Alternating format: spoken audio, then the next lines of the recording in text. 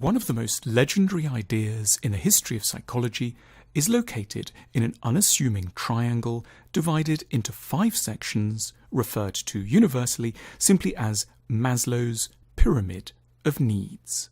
This profoundly influential pyramid first saw the world in an academic journal in the United States in 1943, where it was crudely drawn in black and white and surrounded by dense and jargon-rich text. It has since become a mainstay of psychological analyses, business presentations, and TED Talks, and grown ever more colourful and emphatic in the process.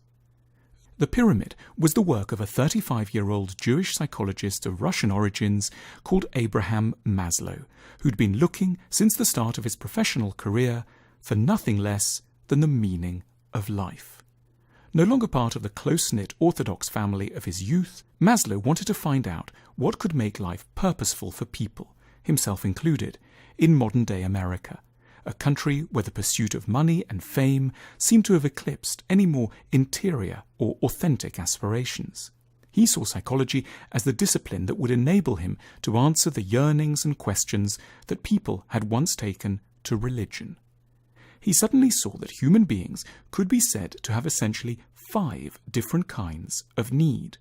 On the one hand, the psychological, or what one could term, without any mysticism being meant by the word, the spiritual, and on the other, the material.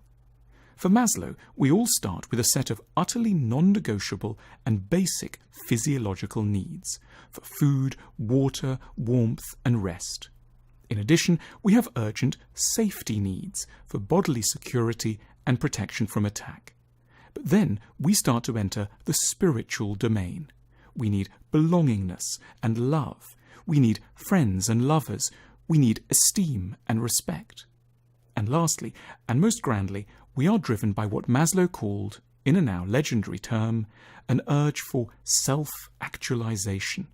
A vast, touchingly nebulous, and yet hugely apt concept involving what Maslow described as living according to one's full potential and becoming who we really are. Part of the reason why the description of these needs, laid out in pyramid form, has proved so persuasive is their capacity to capture a profound structural truth about human existence. Maslow was putting his finger with unusual deftness and precision on a set of answers to very large questions that tend to confuse and perplex us viciously, particularly when we're young. Namely, what are we really after? What do we long for? And how do we arrange our priorities and give due regard for the different and competing claims we have on our attention? Maslow was reminding us with artistic concision of the shape of an ideal, well-lived life, proposing at once that we cannot live by our spiritual callings alone, but also that it cannot be right to remain focused only on the material either. We need, in order to be whole, both the material and the spiritual realms to be attended to, the base lending support while the summit offers upward direction and definition. Maslow was rebutting calls from 2 kinds of zealots. Firstly, over-ardent spiritual types who might urge us to forget entirely about money, housing, a good insurance policy, and enough to pay for lunch. But he was also fighting against extreme, hard-nosed pragmatists who might imply that life was simply a brute process of putting food on the table and going to the office. Both camps had, for Maslow, misunderstood the complexity of the human animal. Unlike other creatures, we truly are multifaceted, called at once to unfurl our soul according to its inner destiny, and to make sure we'll be able to pay the bills at the end of the month. Operating at the heyday of American capitalism, Maslow was interestingly ambivalent about business. He was awed by the material resources of large corporations around him. But at the same time, he lamented that almost all their economic activity was, unfairly and bizarrely, focused on honouring customers' needs at the bottom of his pyramid. America's largest companies were helping people to have a roof over their heads, feeding them, moving them around, and ensuring they could talk to each other long distance.